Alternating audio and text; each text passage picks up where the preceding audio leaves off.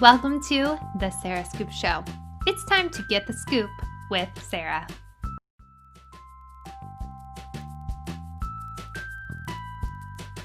It depends on what project you're involved in.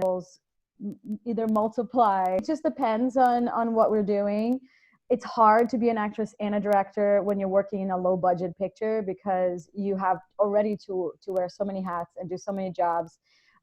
But because we work in the digital age, luckily we can always do playback and watch the footage and then go back, but it just takes more time. So you have to allocate, and they always say that you either have more time or you have more money, right?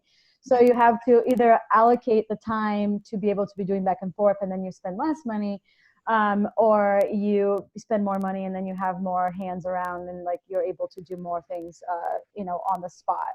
So it just depends. I mean, but through my experience, producing and directing is very complementary. Producing and acting is very complementary.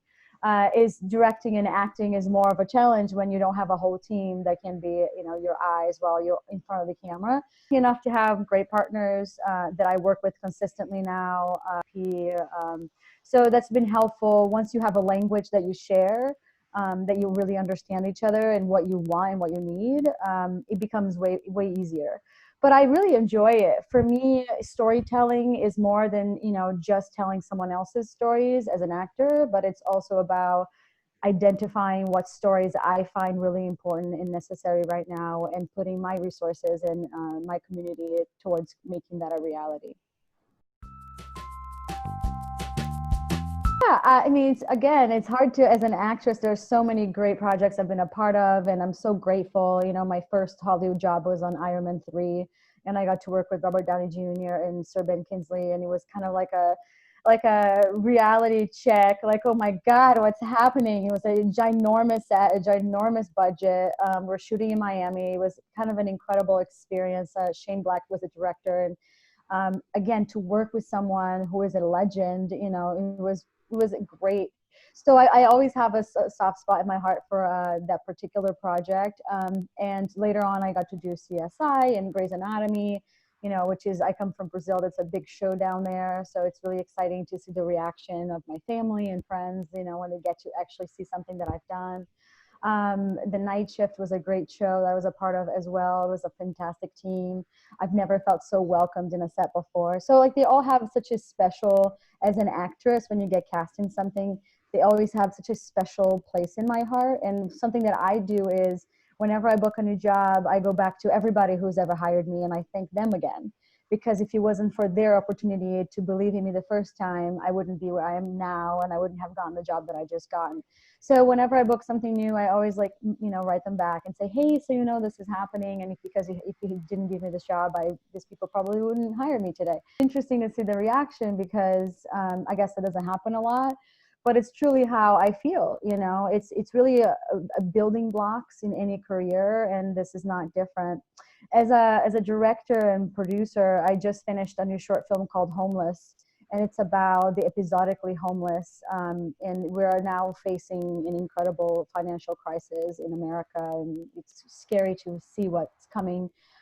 So when we shot this in February in New York, we really didn't think it would be, I mean, obviously it was already relevant, that's why we wanted to tell the story.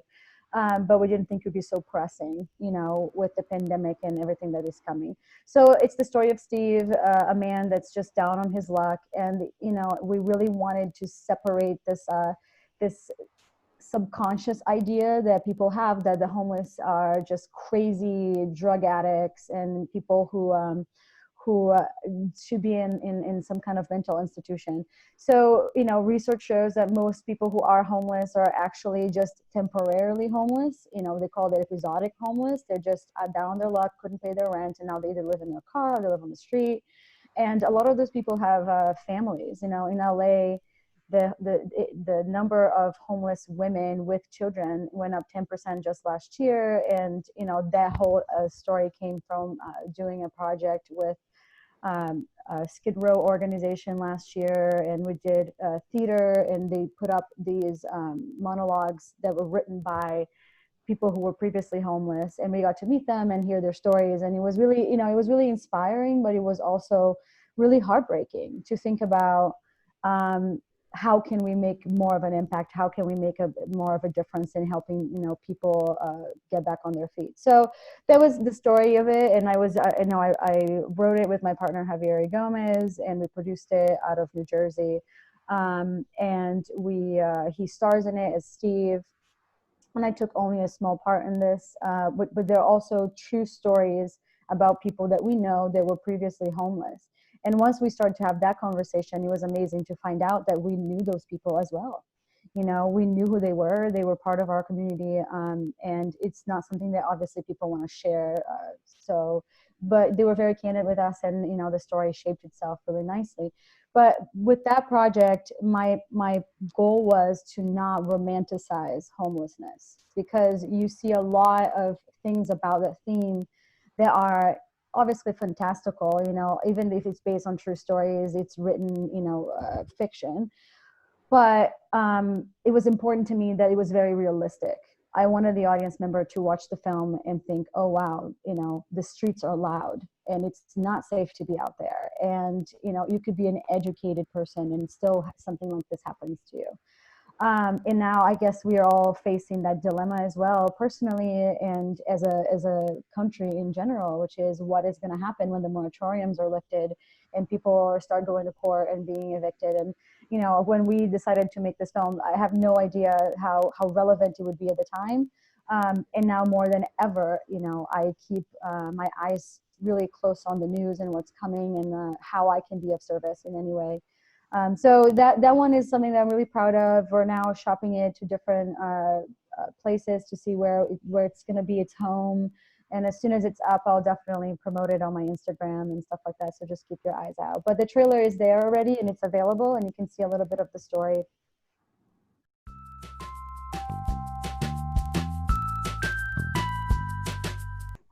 That would be really hard to only do one for the rest of my life, because I feel like there's so many stories that people are not telling that need to be told.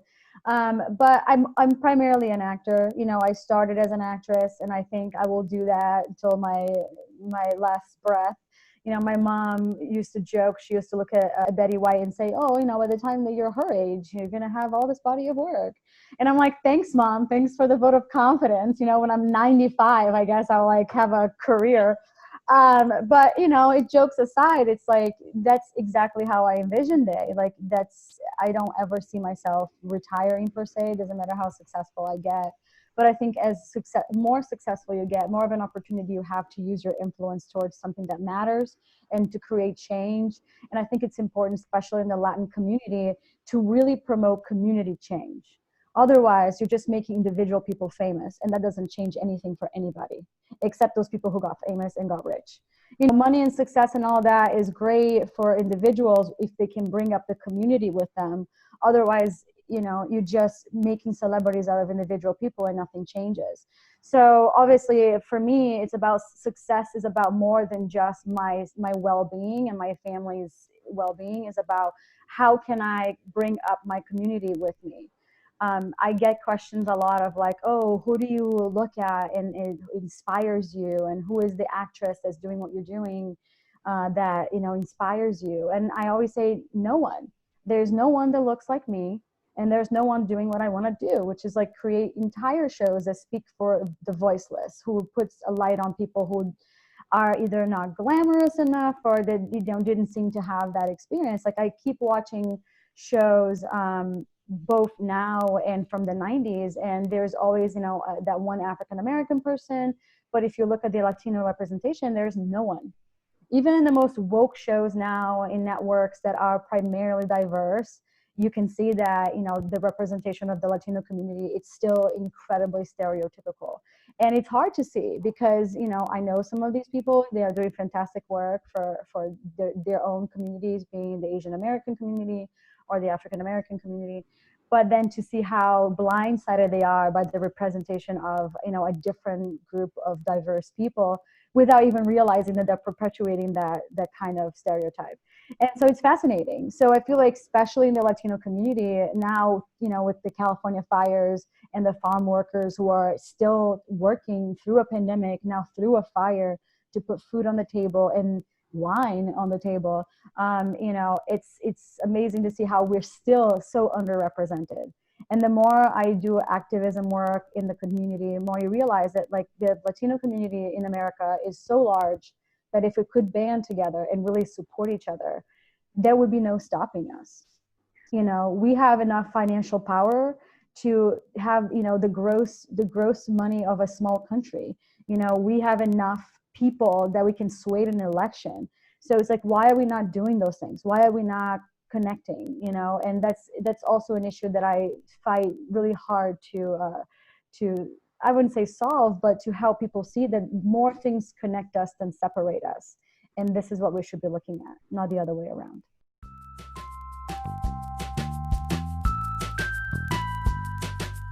I hope I am. I hope I get to be the representation. I hope I get to be the person who gets to make a difference. I hope I get to be the person who brings the community with me and can speak openly and honestly about the issues that will make a difference and that will help other people, you know, because if we feel so insular, especially during this pandemic, of like how alone we are, but at the same time, how much we're interdependent and codependent of each other for food to, you know, work. And as we're trying to go back to the industry and reopen, it's incredibly difficult.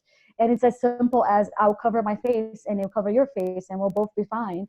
And that seems to be an issue, you know? So it's amazing when you see like this, the little things, but it also helps you see how interconnected you are. So I hope I have the opportunity to do those things. We'll see what happens. All I can do is the work that I believe in, and that's how I spend my time. I think representation is really about opportunity, and that it's translatable across any industry. For me and Javier Gomez, who created Enough Productions with me, we started about 10 years ago. We started that out of need. You know, we weren't some altruistic young people who just thought we needed to make a change. We hit the industry, we hit, you know, the market, the workforce, and we realized there is no space for us. They want us to look whiter. They want us to have lighter hair. They want us to not have, you know, in his case, a facial hair. They want us to, you know, or not have an accent. Or then they want you to have an accent. You know, I mean, there's so many times that I've heard that I wasn't Latina enough, and so many times that I heard that I am too Latina. You know, so there is no consensus on what is that the industry is either needs or perceives you as, and it's all very, you know, individual opinions. It's all very subjective. So when we started to work, you know, right after our conservatory in acting in New York, we just decided, you know, if those stories are not out there, then we're just going to create them. And it came to a point that I'm like, I was so tired of going out and auditioning for the prostitute role, or in his case, for the drug dealer, you know. And I always joke because I'm like, I've been in America now for 17 years, and every drug dealer I've met was white. You know, but we don't see those stories being told. You know, somehow the Latinos are still the drug dealers and the maids and the prostitutes. So, you know, which is also a true story and a true reality for some, but it's definitely not the majority of the community. And yes, we have to show those stories as well. But my question always is, why are they choosing to represent only those stories? So when we started to produce different projects, it was also with that in mind. It was, okay, what are stories that we want to tell? And I think over the last 10 years, we became much more political and much more engaged into the fight of the community is at large, than just being an acting exercise. And as actors, you always, of course, wants to work and you want to have that opportunity. So I think you really morphed from, okay, we're going to tell these stories because they are a great script and we can show what we can do as actors, to we have to tell the story because it's really important and this is going to make a change and we want to be part of that revolution that's going to bring the next generation forward. So it really has morphed over the years. But when we're either crewing a film or casting a film, we always have in mind to be diverse.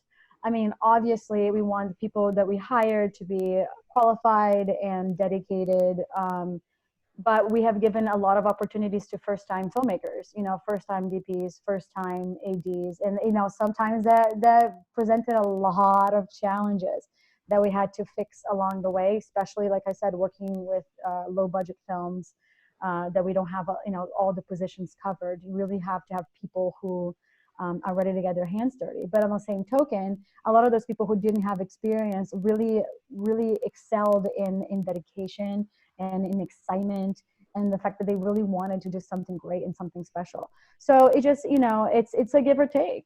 And obviously, as we continue to move forward, we want to be making films with bigger budgets, but we make sure that our crews are LGBT friendly.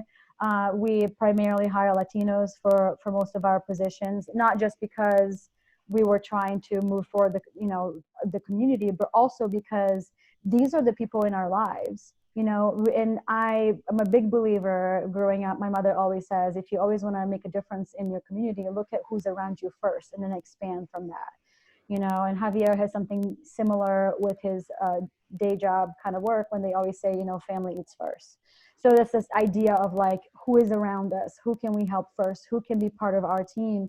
And some friends are great coworkers and they're great partners, and some friends are not.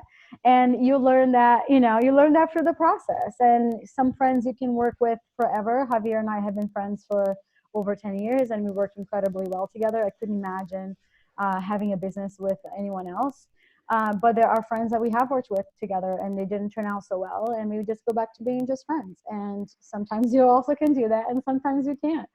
But the way that we work in terms of integrity, at least for me, is if I'm working with friends on set, I am 150 times more concerned about my performance, about my behavior, about the way that I carry myself, about not crossing any boundaries, about being professional at all times.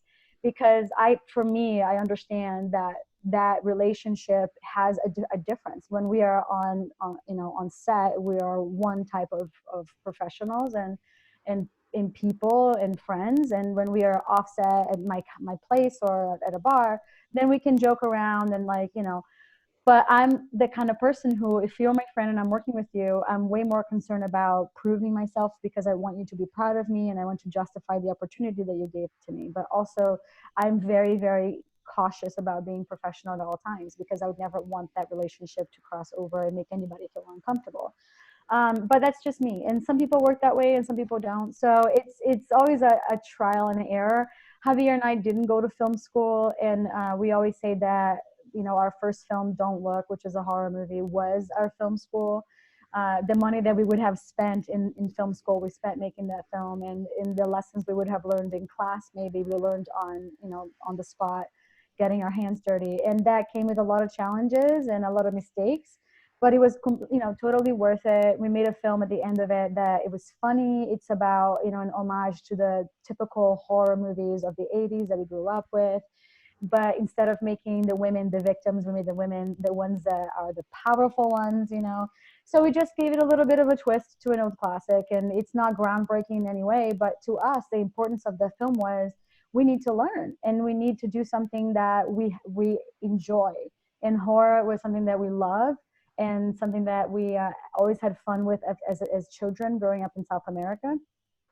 So it was kind of a common denominator. There's fear is definitely a common denominator for any culture, and so is action and adventure. So that's why those films usually do really well internationally, versus drama or comedy that's so culturally based, and it's harder to cross borders, both culturally and geographically. So, and it was a great time, and we learned a lot through that experience. And that film is on Amazon. It's Amazon Prime. You can watch it. It's just a fun hour and change of some people screaming in the woods.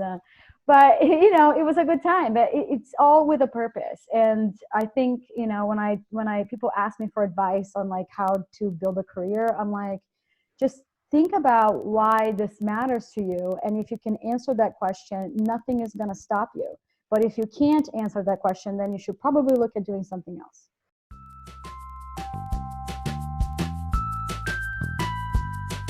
I'm a big proponent of education. I think education is life-changing. I think we can all see that in large numbers by educating populations, how they improve their economic power. But in a personal level, I can really identify with that. I grew up in Brazil, raised by a single mother. We didn't have a lot, but one thing that my mother really, really wanted was for us to have a good education. So that was something that she wasn't willing to compromise on. And we went to a very good school. And I would never forget, like my last day of school, of high school, it was my mother was still paying for the school, and it was a Catholic school. And the day that she finished paying all the debt she had for my education, I remember sitting in the chapel with her as she wept and just felt so relieved that, like, okay, she got us through that, for that huddle, you know. And that really stuck with me because I think it was then that I understood how important this was, not just to her, but to me in the future. And what a change she was really trying to create in our lives, because she didn't have a chance to go to college or to go to high school. You know, she had to pay her way through elementary school by teaching younger kids, you know, in the orphanage she lived in. So, you know, it was a real, like, gift. And I really understood that day. And after that, I applied to colleges in America, and I decided the only place I really wanted to live in was New York. So I looked up the schools that were, you know, the famous schools I could find, and I applied. And I ended up going to Fordham University with a full academic scholarship, and it was a miracle. You know, my family couldn't afford 45,000 or whatever it was at the time, a year for university. It was just a dream. And once, you know, the day I got that letter, they said, "Oh, now you got a full scholarship," and I was like, "Oh my God, I guess I'm going to New York." You know, and in my life, that's why I always say you have to take that risk, because you really don't know what's on the other side of that door. You know, for me, it was just something, I wasn't happy with what I was doing at the time, and I just was looking for something different for my life. And I said, why not? You know, I'm going to spend some time studying for the SATs because I was bored. And I took the SATs, you know, on a Saturday or Sunday. And then I applied because I thought, well, writing essays was fun. And then I got a scholarship, and my life completely changed. So I studied at Fordham for the last 3 years of my college education, and I did biology there. I ended up with like a BS in the sciences, and I really enjoyed it, and I still really do. I think science rocks. And I hope that, you know, more women and girls start to see how, I mean, now it's tough because you can't even go to school anymore. But, you know, I hope more women and girls really appreciate the importance of science and how fun and exciting it is to see how the world works and understand yourself and, you know, everything around you. But so I went into that field, and I thought, what am I going to do with this degree? And, you know, I was an immigrant and I was on a student visa. And they told me, you know, America needs teachers. If you can get a teaching degree, then you can get a visa. And I said, oh, then maybe I should be a teacher. So I got the required classes, and I did all the certification stuff, and I taught for about 4 years in New York. And that was really exciting too. Like, I got to meet incredible kids who are just, you know, smart and funny. Also some who are just, you know, my God, incredibly active and hard to get a hold on. And, you know, and it's really interesting to see how education in general, this educational system, is like the silencing of children. It's really not about educating them, it's about getting them to sit quietly and listen. And, you know, with this pandemic, I really hope that the system changes. I think it needs reform in so many ways. And now we all have to be creative about how do we engage our children. And I really would love that to change, to not be the silencing of children, but to be the beginning of creating a critically thinking and, you know, new population in new generation. So let's see what comes out of this that will be positive, you know. But then I did that, and then while I was teaching, I applied to Columbia grad school. And because education was such a big factor in, you know, changing my life, I wanted to do something that would help me do the same for other people. In international development, what I was studying was for the social development and the propagation of peace in areas of conflict. So it would really be about creating these educational, you know, projects and curriculums that could foster that kind of overcoming. But once you start to work in the clerical world, you know, in the poli-sci world, you realize that very little change happens, and it takes a very long time. And I think the really way to change is by example. You know, I remember the year that Angelina Jolie adopted their first kid with Brad Pitt. Adoption rates went up 30% in America. You know, if you were campaigning for that in the political world, you know, through any kind of, like, we're going towards elections, you know, something like that, I mean, would that impact have been so great? You know, probably not. So it comes to, like, how powerful public figures are in terms of making a difference. And, you know, Taylor Swift, I know she's very controversial, but she's done an incredible job into being political and educating her fans and whatever she can into what she believes in. And that's what it takes to create change. You know, unfortunately, America is a culture of fame. You know, look at the Kardashians. Like, they haven't really done anything worthy. You know, they have incredible influence. So it's a matter of like, you know, hopefully people who do have that influence use their powers for good. I don't know, but so I was going to Columbia grad school, and you know, all those things were happening. And in the evenings, I was going to acting school, and I was studying with Bill Asper out of New York in the conservatory 2-year program. And by the end of that year, I knew that what I really wanted to do was to tell stories. And I completely changed my life.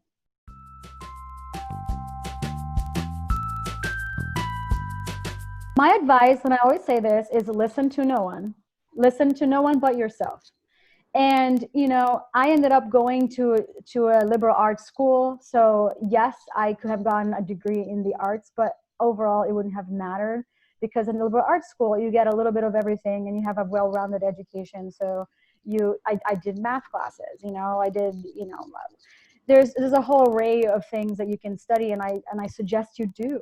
I suggest everyone explores as much as they can, because who knows, maybe you're going to strike up something else that you like more and that you just didn't know about. And I think to have an open mind, to explore and learn different areas, it could just be reading books on your own. It could be anything. But I feel like that's really important. You know, before I decided that this was the career path that I wanted for my life, I tried a gazillion jobs. You know, I did research. I was a teacher. I worked in retail. Then I was in PR.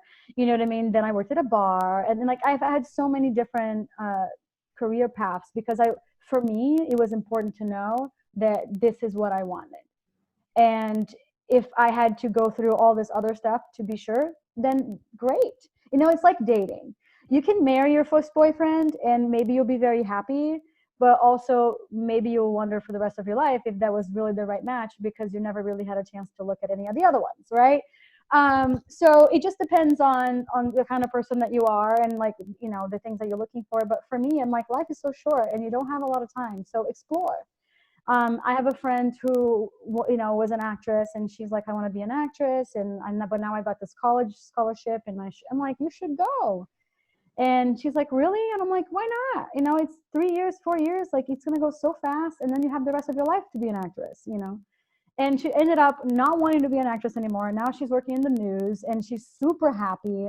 And, you know, so that's what I mean. Like, keep your horizons open and your eyes open, and, you know, you never know. You never know. I didn't think that I would be producing and directing and writing. I didn't think that was me. I just wanted to be an actor, you know. And my partner Javier, who's now my partner, my long-term partner, he was like, no, there's a producer in you somewhere. And I was like, is there? And I knew he was in there. But, you know, it's funny because sometimes, you know, opportunities come to you, and it's up to you whether or not you say yes. But my motto is, like, try it. Why not? And if it doesn't work out, if you don't like it, if it's not for you, great. You don't got to do it anymore. You just move on to the next thing. So my mother is still now she's very supportive, and, you know, she was funny enough watching Grey's Anatomy and trying to find my episode. But the idea of this series, like, serialized shows here, it's so different for us. And she couldn't find the episode, and she's like, this is a really long movie. I'm like, Mom, it's a 14-year movie. If you're going to be watching everything trying to find me, like, it's going to take a long time.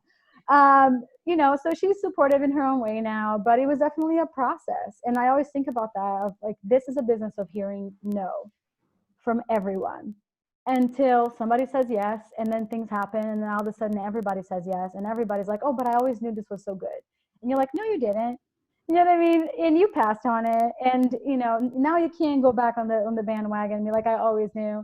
But it always happens, you know. So I think the only way to survive this industry is to genuinely know what you know, and not give a shit about what anybody else thinks or what they think they know, And one day it will just, your time will come, your opportunity will come, or something that you're working on will resonate, and then there's, you got your shot. But it's the only way to make it through is to really not listen. But also you have to know who to listen to, because there are people that can give you incredible advice and can help you towards the right direction. But what I found most important is finding the right partners.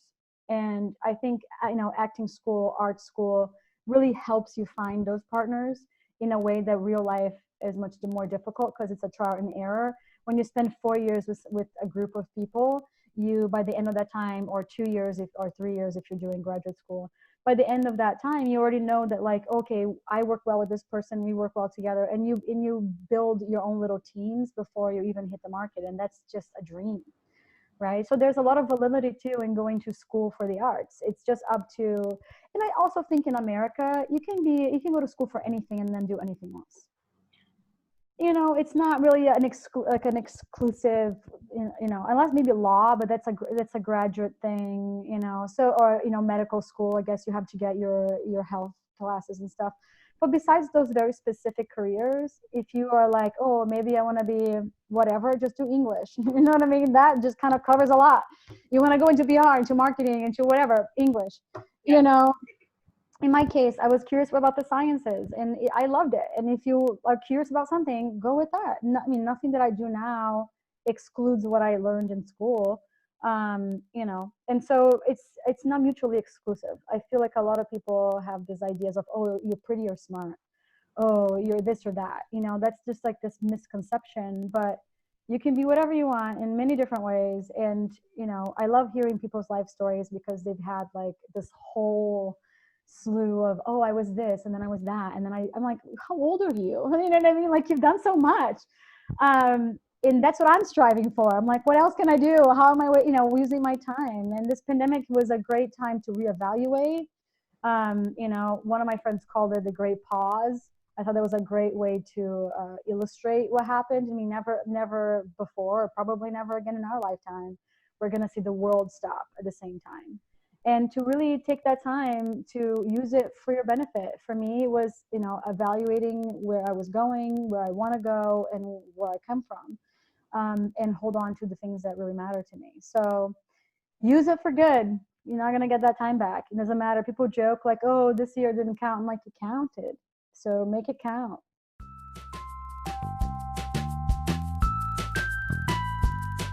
I love animals so much. I am obsessed with animals. And it's hard because being Brazilian, I remember being a child and telling my mom that I didn't eat meat anymore, and she gave me chicken. It's just not part of the culture. I think now, obviously, with the times, a lot has changed, and there's a lot more viable options everywhere in the world. So I try my best to, if I can choose something else, to not eat meat. But I'm also not a great cook. So I usually just make like big salads, and I eat that every day. So it's healthy, I guess, and it works for my benefit. But during this pandemic, I've been learning how to cook, because everything was closed and it was hard to get, have access to things. But I remember the first couple of weeks, I was like, why does food taste so weird now? And I realized, oh yeah, because I'm cooking it. That's why. So you have to have that like learning curve of like, oh yeah, this is what this stuff does. And so I've been dabbling more in the culinary arts these days. But when I cook at home, I'm always usually making salads and things that are practical. And then when I'm out, I usually opt for, if I'm gonna eat meat, fish.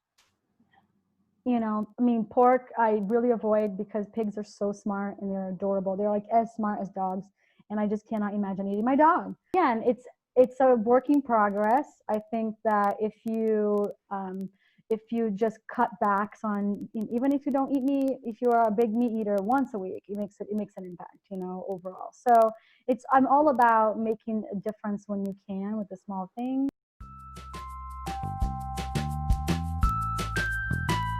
He's great. Spike is like my little sidekick. We've been together since he was 7 weeks old. I love that dog so much, it's ridiculous. Like, whenever I think about that, I'm like, how can I love a creature that's so small and really doesn't do much? But we just bonded. We've been through a lot together. He's my first dog. Growing up, I've always wanted a dog, and my mother would be like, "No, you guys are busy, and I'm gonna take care of the dog." And so she would say, "Oh, when you guys grow up, get married, and get your own houses, you can have your own dog." So the first thing my sister and I both did the moment we got our own place was we're gonna get a dog. So we each got dogs, and Spike is just, I got so lucky. He's such a great little buddy. I always want more dogs, but my lifestyle doesn't really permit it this time. But I volunteer for different dog organizations, and I foster whatever I can do to have extra puppies in my life. Thank you for watching The Sarah Scoop Show. Head to sarahscoop.com for more.